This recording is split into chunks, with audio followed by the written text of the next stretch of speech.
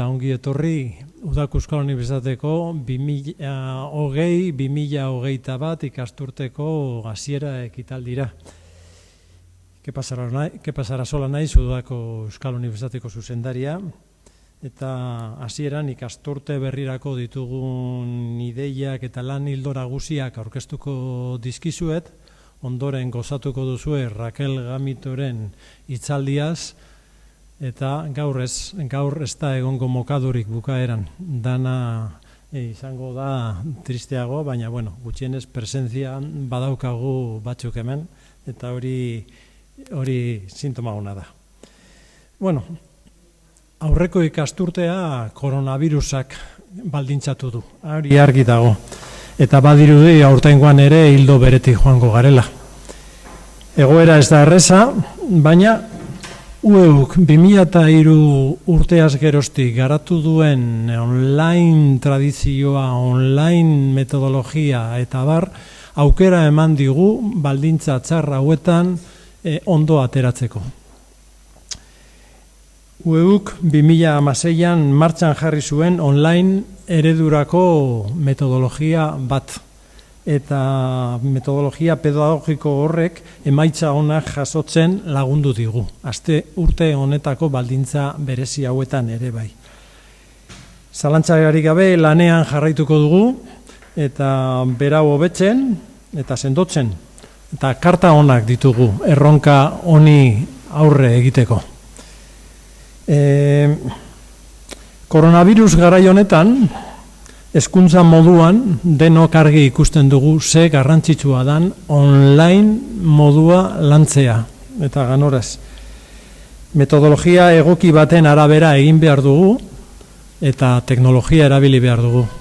Baildo horretatik martxoaren azken egunak guk hemengo graduondoko batetik ateratako liburu bat, IKTak, informazio eta komunikazio teknologiak eta kompetentzia digitalak hezkuntzan liburua, EHUrekin batera, doanik jarri genuen sarean, eta hor pistak ematen dizkiogu hezkuntza komunitateari ataka horretatik ateratzeko ondo lantzeko. 2 hilabetetan liburu hori jaitsi izan internetetik, bai UEUko zerbitzaritatik, bai EHUko zerbitzaritatik 1000 aldiz, 1000 aldiz, 500 EHUkoan, 500 UEUren aldetik. Ondo, zerbitzu bat eskaini diogu gizarteari eta baliagarri izan da guk produzitzen duguna. Koronavirus kontuekin konturatu gara bai, online modalitatea eta IKTen erabilera garrantzitsua direla hizkuntzan, eta horretan trebatu nahi duen irakasleari orain eskaintzen diogu bi eskaintza. Zein, gradu ondoko hori, IKTak eta kompetentzia digitalak hezkuntzan, eta beste aldetik aurten hasten gara emoten euskaraz, irakaskuntza ertainetan irakasle izateko egin behar dan masterra. Lehenengoz, online eta euskaraz. Eta hori esan da, jargaitezen begira, aurten ze proiektu, ze ekinbide landu behar ditugu. 5 aipatuko ditut. Bat, aurtengo ikasturtea mugarria izango dela Udako Euskal Unibertsitatearentzat. Hain zuzen ere, hori irakaskuntza, master horrekin hasten garelako. Eta hori baino lehenago sortu dugu goi ikastetxea. Zentrua txiki bat, Euskal Herriko Unibertsitatearekin sortua, eta da goi mailako online institutua. Eta UEUren barnean antolatu dugu, online unibertsitate ikasketak euskaraz ere sustatu beharra dagoela ikusi dugulako. Bere lehen fruitua izan da master hau. Irakaskuntza masterra esan dut, baina titulu potoloa da. Derrigorrezko bigarren hezkuntzako eta batxilergoko lanbide heziketako eta hezkuntzen irakaskuntzako irakasleen prestakuntza. unibertsitatea, online, masterra. Osondo, ja atzo bertan martxan jarrita, larun batean egin genuen aurkezpen bat aurrez aurre haiekin, COVID neurrekin noski, 120 ikasle berri hasi dira atzo bertan ja martxan honekin. Eta master hau, orain arte bakarrik ematen zen aurrez aurreko modalitatean. Euskal Herriko Unibertsitateko EFA fakultateak eskaintzen ditu klase hauek bi hizkuntzetan, euskara eta gaztelera, ingelesezko hautazko batzuekin eta EAEko 3 kampusetan, Bizkaian, Gipuzkoan eta Araban. Goi.eus ikastegi atxikiaren bitartez, masterra euskaraz eskaintzen hasi gara, ingelesezko hautazko batzuekin ere bai, noski, eta 8 espezialitatez bakarrik 3 ematen ditugu, eta bakoitzean 40 ikasle. 3 horiek dira naturzientziak eta matematika, giza eta gizarte zientziak, eta hizkuntza eta literatura. Eta etorkizunean zer, hau onaino heldu gara, espero dugu honek fruituak emango dituela. Pandemia garaian ere behar ditugu ikasle trebeak online irakaskuntzan, eta hoiek eraman nahi ditugu gizartera. Eta gero zer, hau bukatuta zer egingo dugu goi zentroa txikiarekin, master gehiago egitea? Bai, baina gure azkeneko helburua da euskarazko online unibertsitatea antolatzea. UOK bezalako bat, UNED bezalako bat, baina euskaraz. Gaur egunean ezin daiteke ikasi gradu bat euskaraz. Utxune hori betetzera etorri nahi dugu. Eta badakigu, helburu hori lortzeko hainbat konplizitate behar ditugula. Hori badakigu hori gu bakarrik ezin dugula egin. Eta herri mailan hartu behar dugula erronka hori. Gure traola, Twitterren eta gure traola da elkarrekin. Hortaragoaz. Animatu nahi dugu jendea, epe erdian, euskarazko online unibertsitatea sortzeko, eta egiten ez badugu, ikasiko dugu danok Googleekin edo ingelesko masterrak egingo ditugu. Aipamen berezia, momentu honetan, hau martxan jarri dugunean, aipamen berezia egin nahi diegu azken urte honetan master proiektu hau martxan jartzeko, proiektu hau martxan jartzeko lanean, UEurekin batera aritu zaretenei. Eta bereziki UPV-ri, EHU-ri eta Jaurlaritzari. Lehenengoa hori izan zen, goi eta irakaskuntza masterra. Bigarrena, Markeskoa. Markeskoa jauregian betetzen ditugu 20 urte. Eta beste mugarri bat da UEurentzat aurten.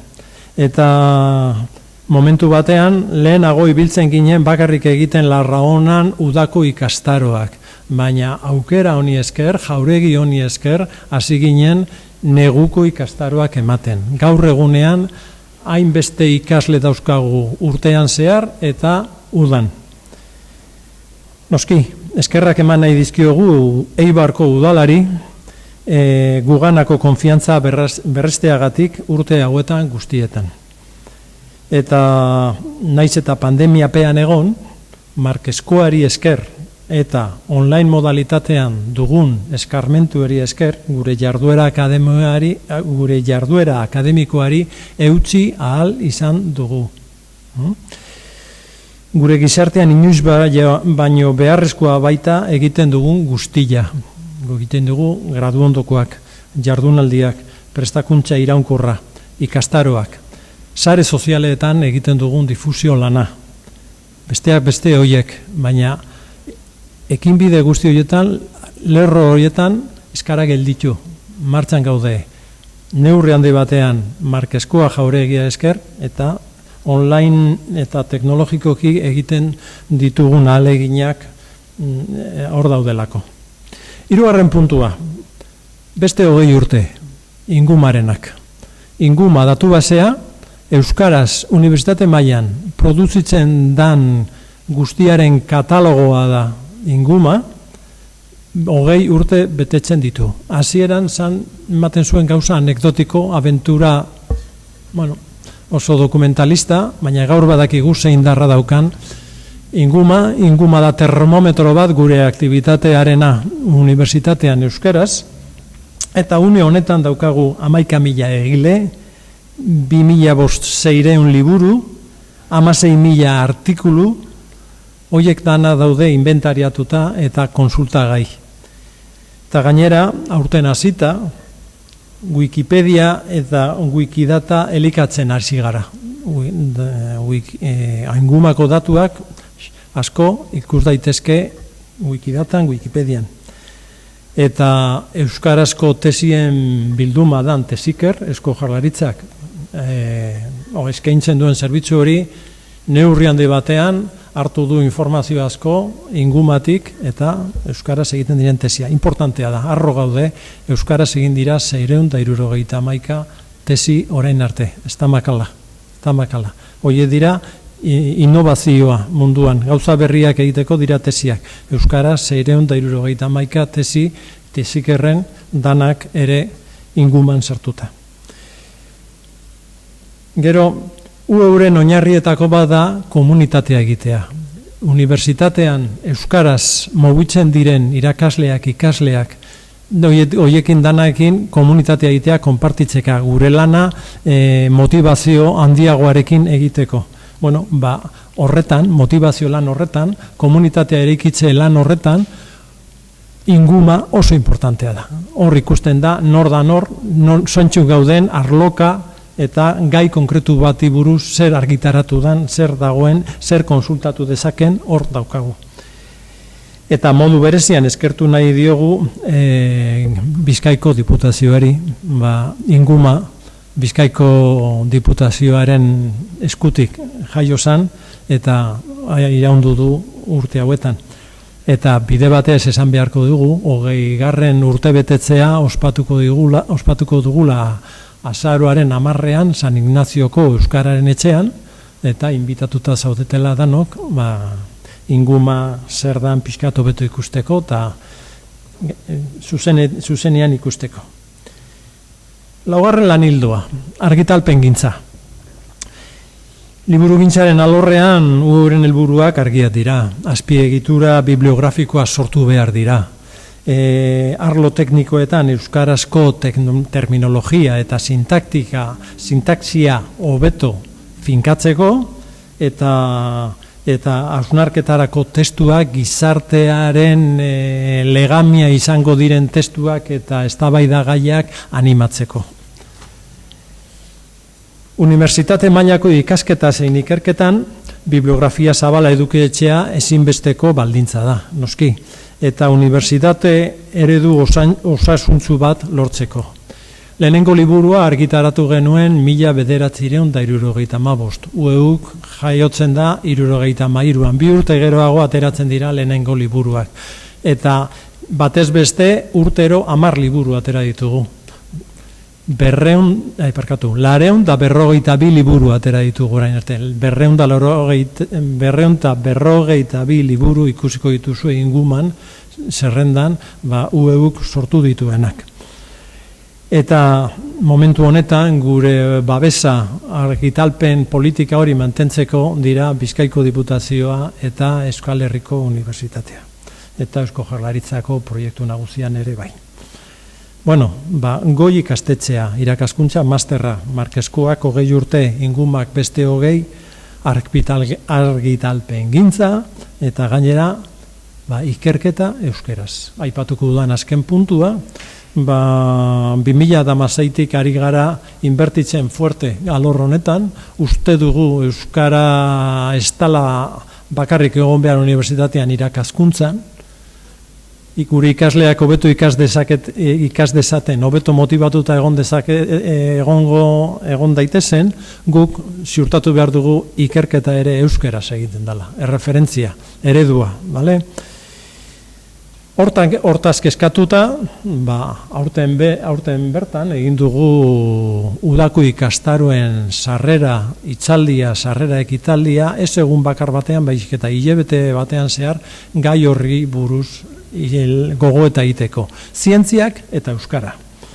Eta ez da lortu bakarrik itzaldi baten, islari baten ekarpena, baizik eta sare sozialen bitartez hilabetean jaso ditugun komunitate osoko iritziak eta ekarpenak.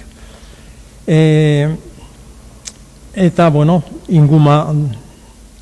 eta hor argi ikusi dugu, ikerkuntzan UEUk jasotzen egiten duen papera dala 3 aurpegi dauzkala. Batetik notario lanak egiten ditugu, esan bezala ingumarekin, esan bezala artizarrarekin. Artizarra da sare sozial bat, non ikusten da nor da nor, bakoitzak aurkezten du zer da, LinkedIn moduko zerbait. Beste alde batetik egiten dugu errastaile lanak. Sustatzen ditugu euskarazko ikerketarako bilerak eta 11 jardunaldi egin dugu lehengo ikasturtean. Eta kongresuak antolatzen ditugu, bale? Eta beste aldetik, UEU ere da eragile. Gure gaztei eta gure ikerlarei esaten diogu, venga, produzitu euskeraz, guk egingo dugu oihartzuna, zabalkuntza eta komunikazioan jarriko ditugu beste ikerlariekin. Zertan egiten dugu guk eragile lan hori? Bueno, batetik ikergazte, oso importante. Gure gazte horiek, hainbat tesi, hainbat artikulu argitaratzen dituztenak, horiek biltzen ditugu 2 urtean behin, aurten egin behar dugu ekainean egin behar dugu Gasteizen, eta aurrekoetan bezala espero dugu biltzea 200 persona horretaz. Goi institutua sortzen da, eta ez bakarrik master hori egiteko, eman nahi diogu ere ikerketarako gaitasuna, ikerketarako jarduera. Eta hortik Gipuzkoako Foru Aldundiko etorkizuna eraikiz programaren barruan eta daukagu finanziazioa gogoeta egiteko alde hortatik ere, goi zentro horretan nola ematen diogun beste trascendentzia ikerketan ere. Humanitate digitalen alorra identifikatu dugu guretzako oso egokia hortik hasteko. Eta ari gara definitzen lan berriak eta adibidez Euskal Wikilarien kultur elkartearekin aurten atera ditugu 3 lanpolsa, 3 beka olako gaietan ikerketak egiteko. Laster eukiko duzu horren berri, entregatu dituzte lanak eta difusioa egingo dugu.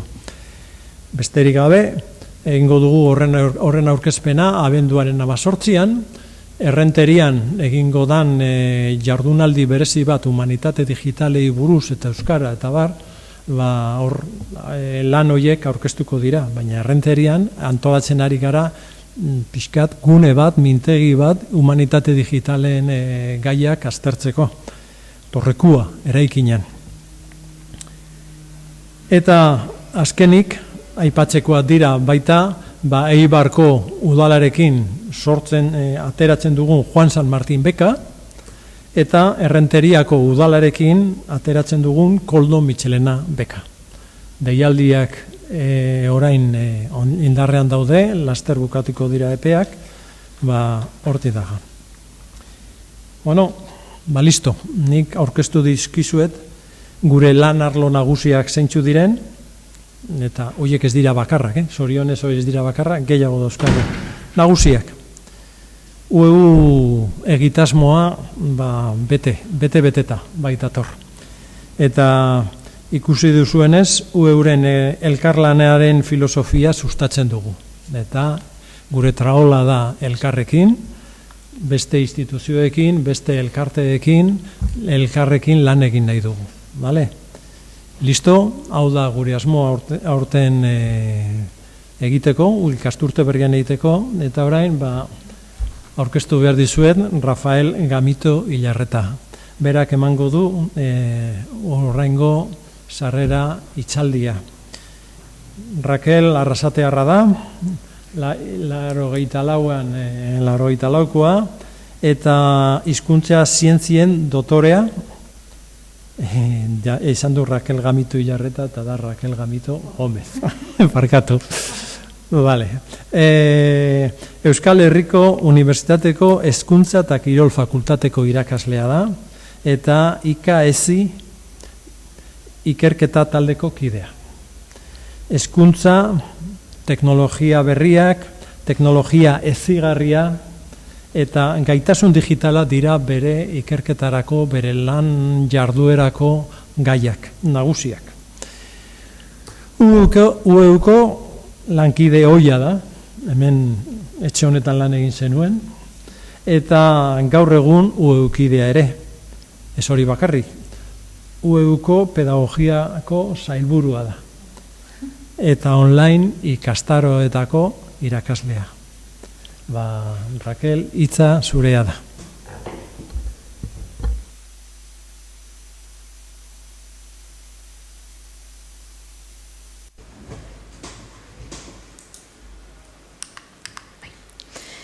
Bueno, arratsaldeon guztioi, mila esker UEUko lantaldeari gaur hemen egoteko aukera eskaintzeagatik, oparitzeagatik, eta hemen elkartu zareten guztioi eta etxetik konektatuta dauden guztioi ere,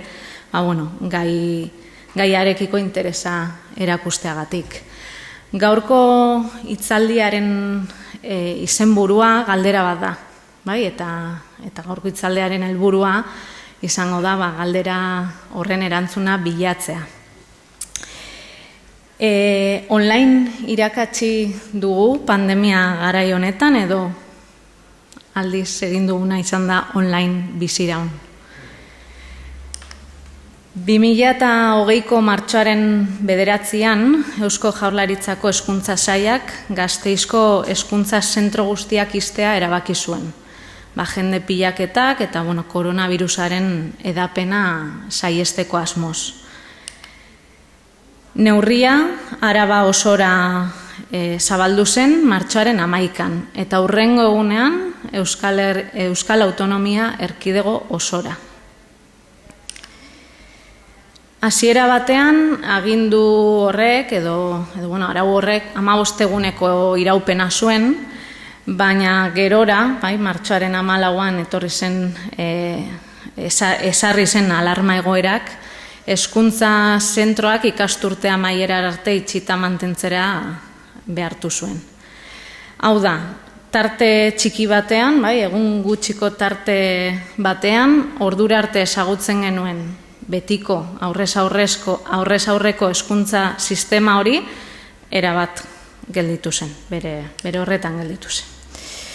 Egoera horren aurrean, irakasleek lanean jarraitu zuten eta ahalegin handiak egin zituzten ikasturteari online edo, behintzat modu ez presentzialean erantzuteko.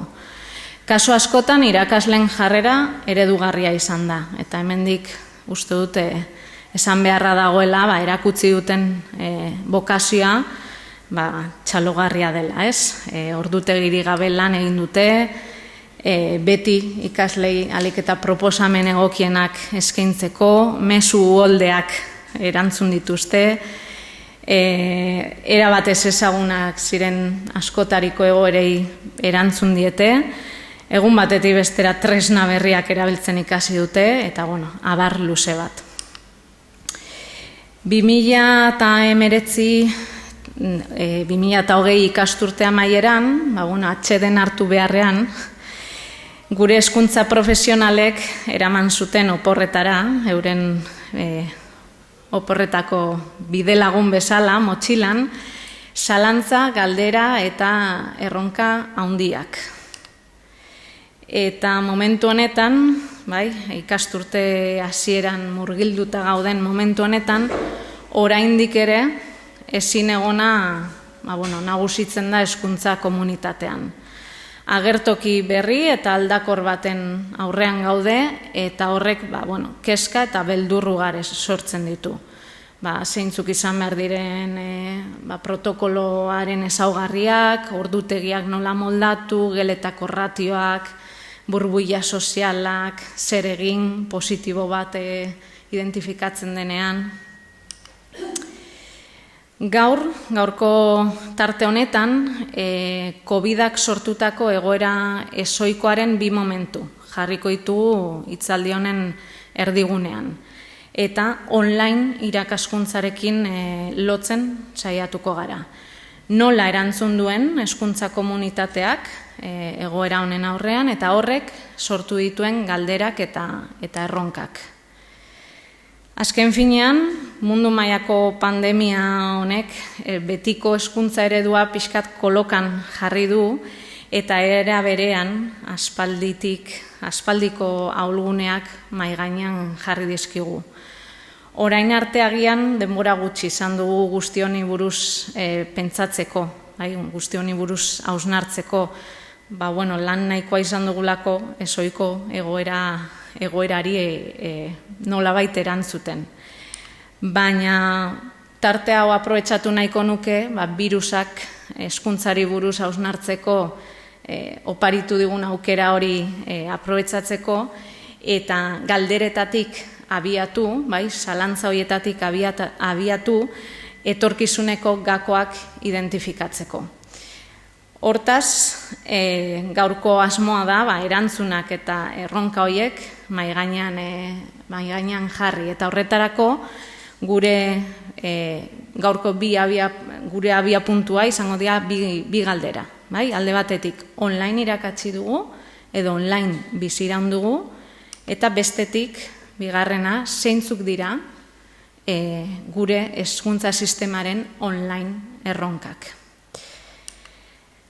Pandemia garaian egin duguna online irakastea den edo ez aztertzeko, ezinbestekoa da definiziotik hastea, zer da online irakatsi?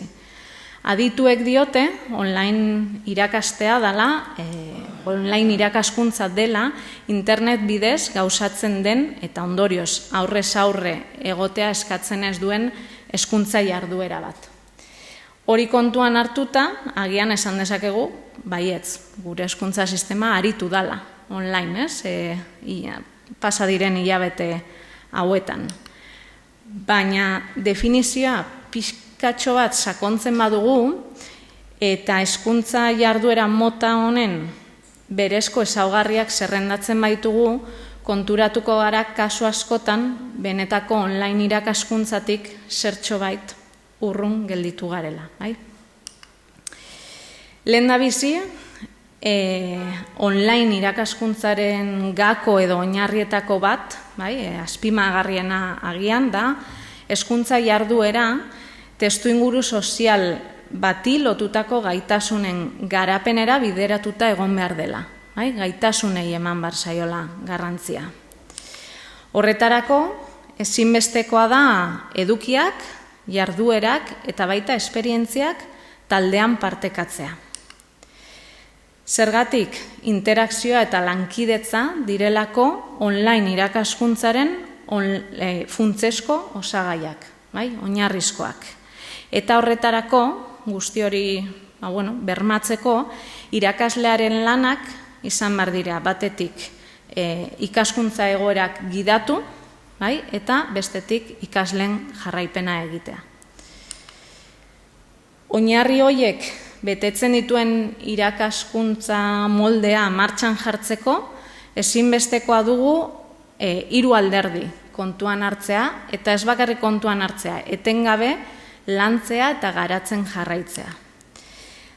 Alde batetik, ikasle zein irakasleen gaitasunak, bestetik eredu pedagogikoa eta pertsonak. Gaitasunetatik hasiko gara edo besan da gaitasunak berreskuratuko ditugu.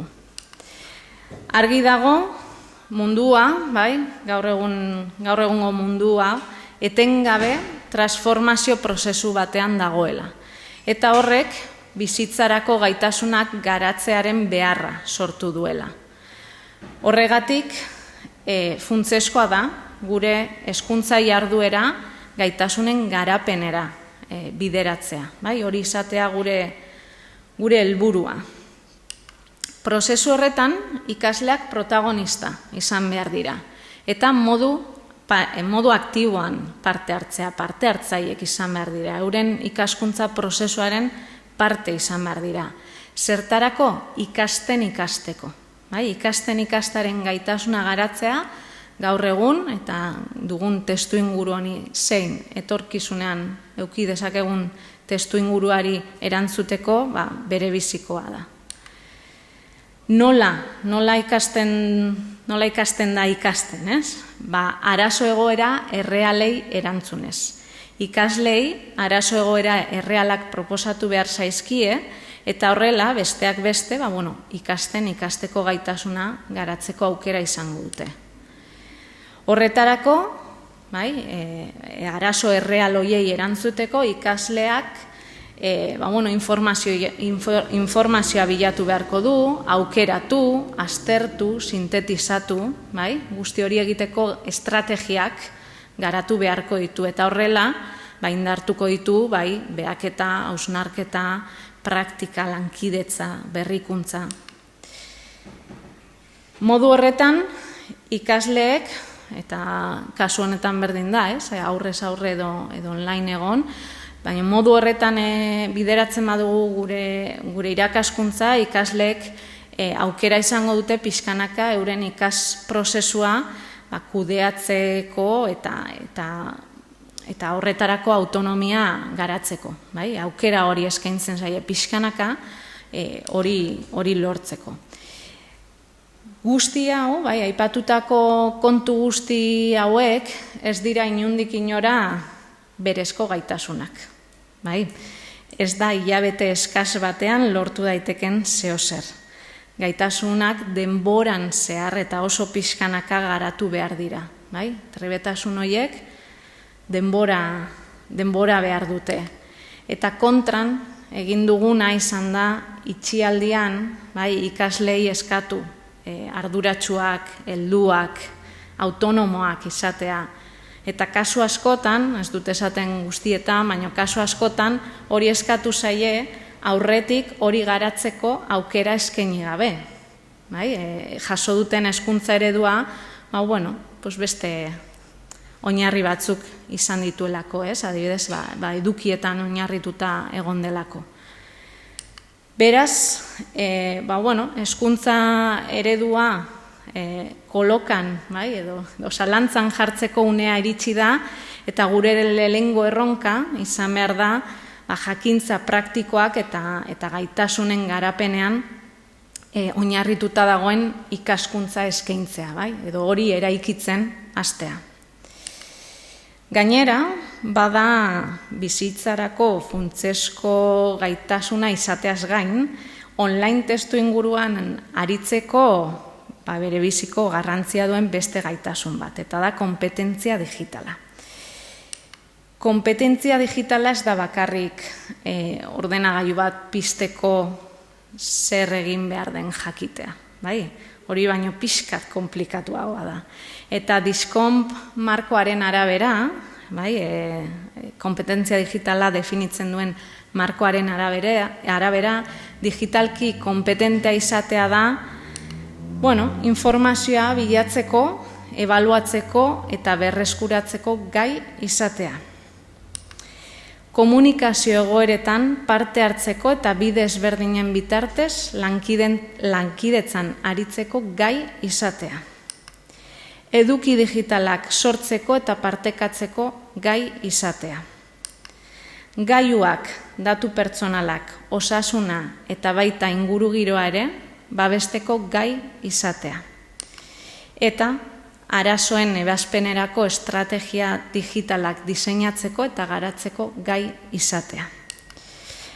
Hau da, ezagutza teknikoak, botoiak nola sakatu hori alde batera utzi behar dugu, edo behintzat gainditu behar dugu, eta gure ikaslei eskaini behar diegu jarrera digitalak eta ikuspegi kritikoa garatzeko aukera.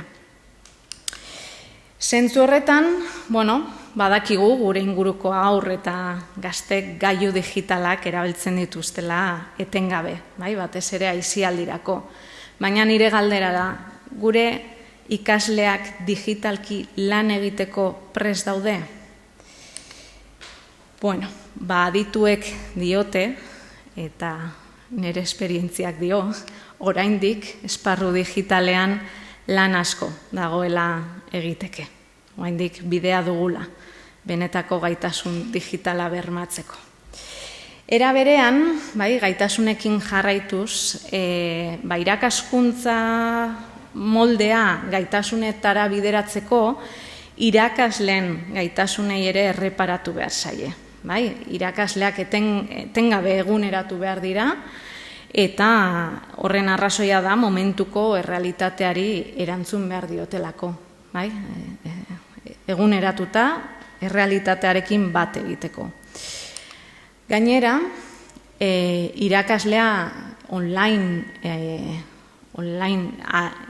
lan egin behar badu, dimentsio digitala ere ondo barneratuta izan behar du, digitalki kompetentea izan behar da. Irakasleak ingurune virtualean erabili daitezken tresnak ezagutu behar ditu, eta hoiek, ez bakarrik ezagutu, baino baizik eta gainera jakin behar du hoiek nola erabili aldituen modu didaktikoan. Horrez gain, ikasgela virtualean, online irakaskuntza bideratzeko ikasgela virtual horretan, interakzioa, komunikazioa eta elkarrizketa sustatzeko estrategiak behar ditu irakasleak. Zertarako ikasleak motibatzeko eta talde kohesioa indartzeko.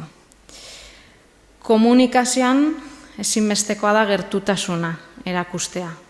Eskuragarri egon behar da irakaslea, emozioen garrantzia ulertu behar du, eta noski jatorra izan behar da, ez? Tanak nahi dugu irakasle jator bat. Modu horretan bakarrik lortuko du irakasleak ikasleen ikasketan eta eraikuntzan modu esanguratsuan eragitea.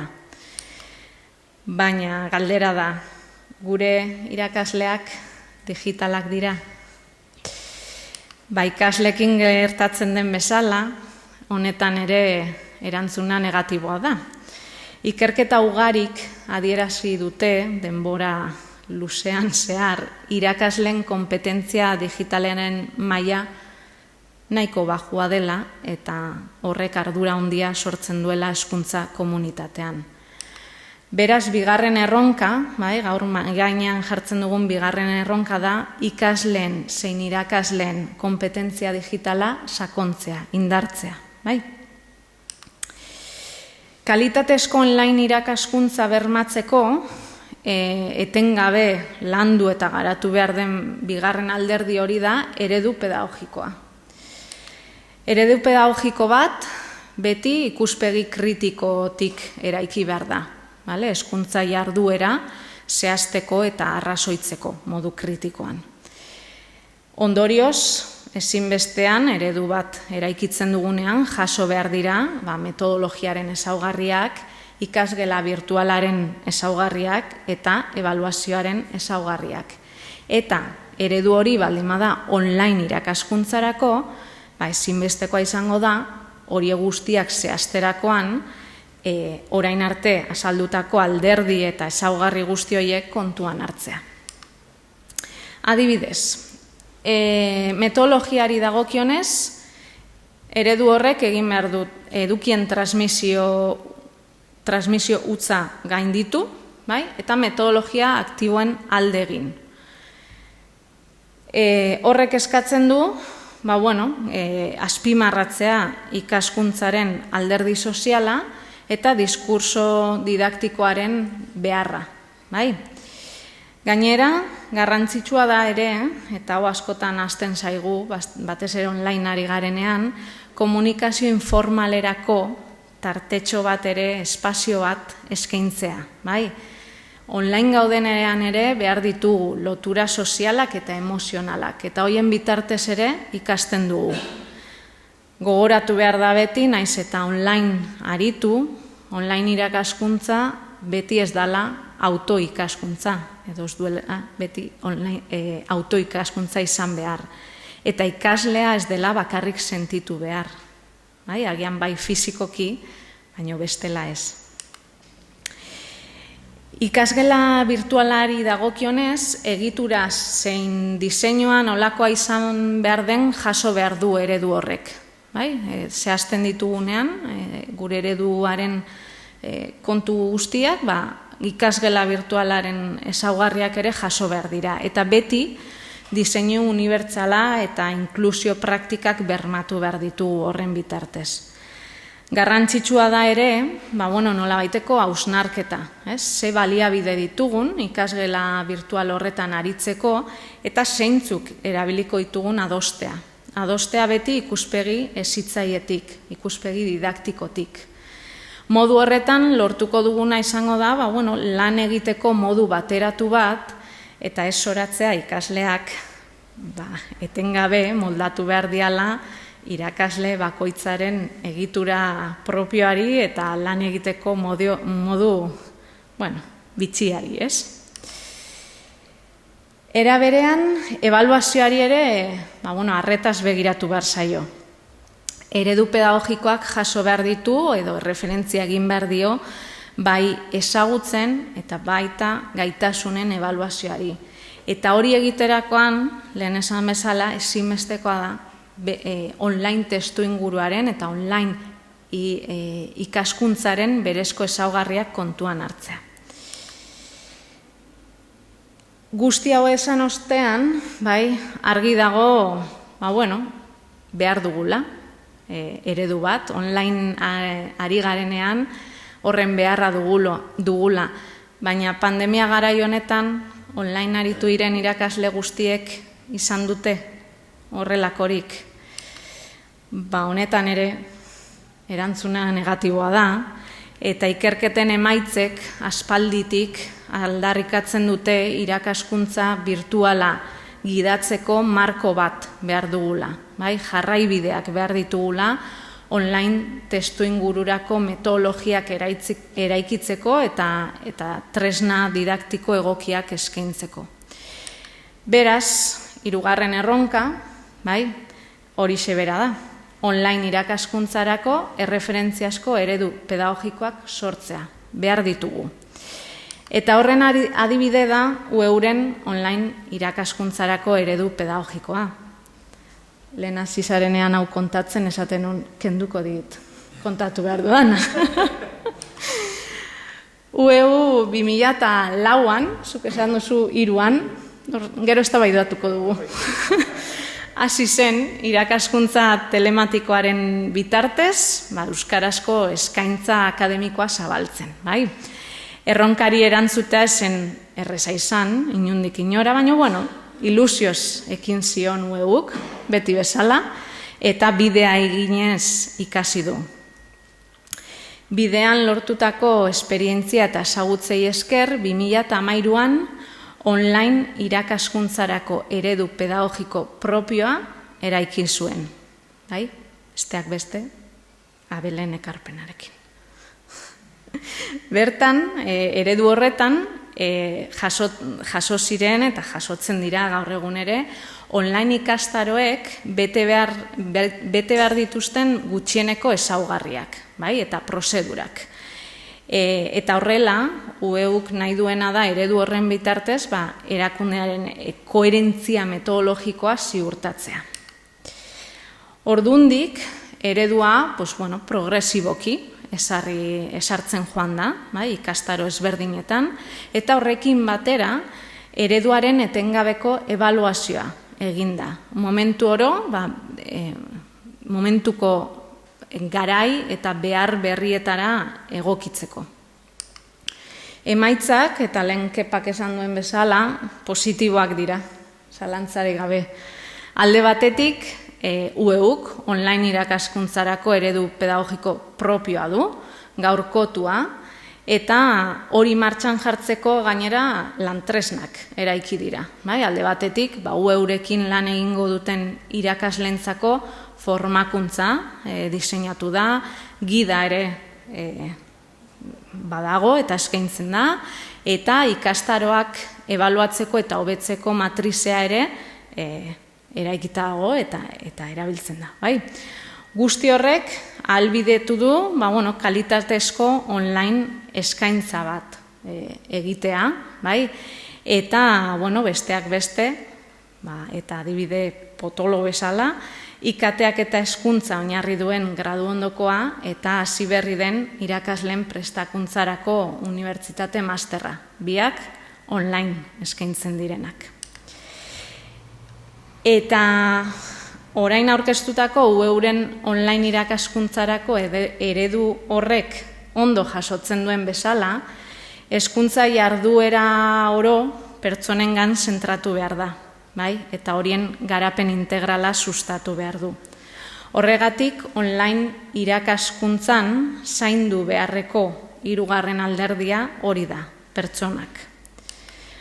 Online irakaskuntzan fizikoki aurrean duguna pantaila bat da, baina hori ahaztu behar dugu eta egin behar duguna da pentsatu eta gogoratu gure hezkuntzaren oinarria eta helburua pertsonak direla eta hoiekin ari garela harremanetan, naiz eta fizikoki begien aurrean pantaila bat izan. Garrantzitsua da beste aldean, interneten hor nunbaiten konektatuta daudenen beharrei, kezkei eta sentimenduei erreparatzea. Aurreko atalean aipatu dut, komunikazio didaktikoaren garrantzia.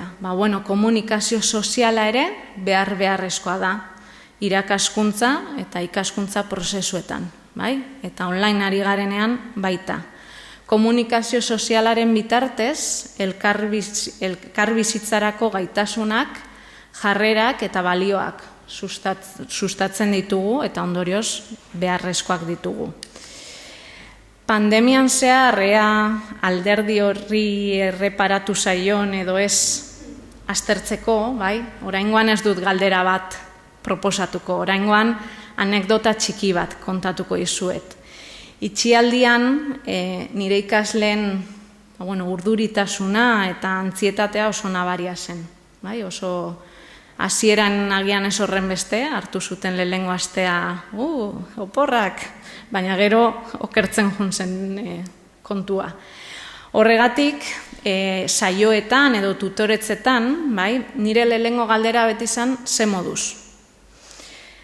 Gogoratzen dut bereziki tutoretza bat. 4 ikasle ziren, zalantzak zituzten, taldeka egin beharreko lan bati buruz, eta konektatu nintzanean tutoretzara, kaixo esan nuen, eta kaixo esan bezain pronto, zuzenean, beste zer esan gabe, hasi ziren galderak egiten. Eta esanien, naizue, lasai, tutoretza hau zuentzat da, guazen ikustea zemo zaudeten, eta gero, lanari buruz hitz egingo dugu, Erabat harrituta gelditu ziren, ez ekiten ez da zer esan, begiratu ninduten, ez dakit, zoze arraroa izango banintz bezala, Eta horrek, adierazi zidan, itxialdian, pandemia garai honetan, agian ez ditugula harremanak eta komunikazioa behar den bezala zaindu. 4 minutu behar izan genituen, pixka jakiteko, ondo zeuden, urduri, lanekin agobiatuta, etxeko danak ondo, 4 minutu. Eta horrek aldatu zuen tutoretzaren giroa erabat.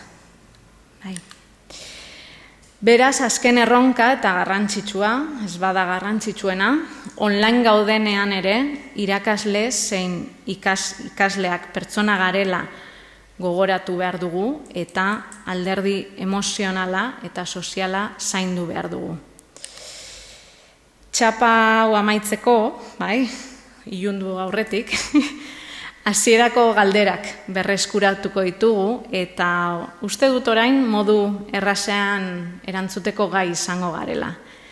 Pandemia garaian online irakatsi dugu edo aldiz online biziraun dugu. Argi dago, ezta? online irakaskuntzaren alderdi guztiak, ezaugarri guztiak sakonean errepasatu ostean, esan dezakegu, egin duguna, zertxobait urruti dagola, kalitatezko online irakaskuntzatik. Itxialdi honetan egin duguna, izan da, nolabait, ahal izan dugun bezala online biziran. Ezoiko egoera baten aurrean, betiko hezkuntza jarduerari nolabait erantzun lan handia eginez, baina hori biziran. Eta horren aurrean zer egin behar dugu?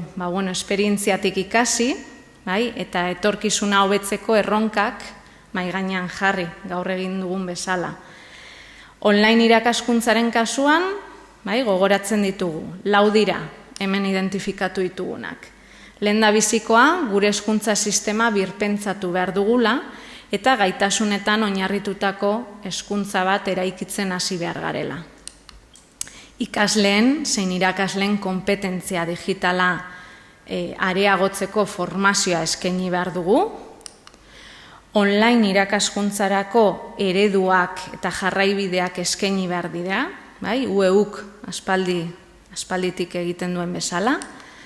Eta garrantzitsuena, beti, pertsonak zaindu eta pertsonen alderdi sozial eta emozional hori kontuan hartu.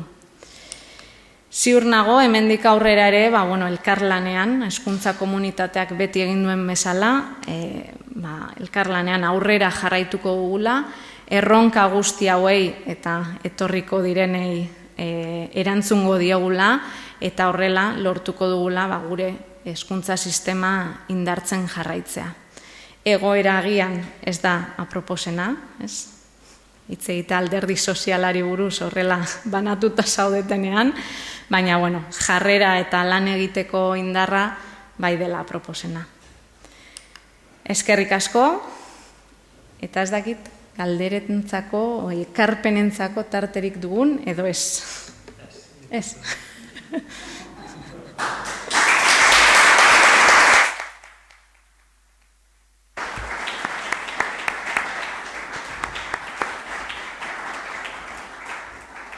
Bueno, egin nahi du formatu kompaktuago eta venga.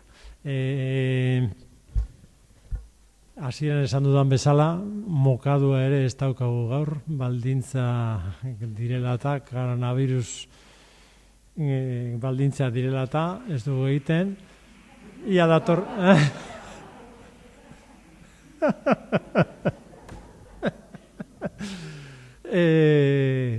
Espero dugu datorren urtean egin alizatea, eta bitartean gure filosofia gogoratu, elkarrekin.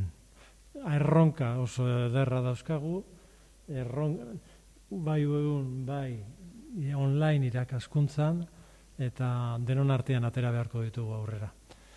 Besterik gabe, eskerrik asko Rakeli, eskerrik asko hemen egon zaretenei, berandu txalo egiten dutenei, eta internet bidez, streaming bidez, hitzaldi hau jarraitu duzuenei. Mila esker eta dator urterak.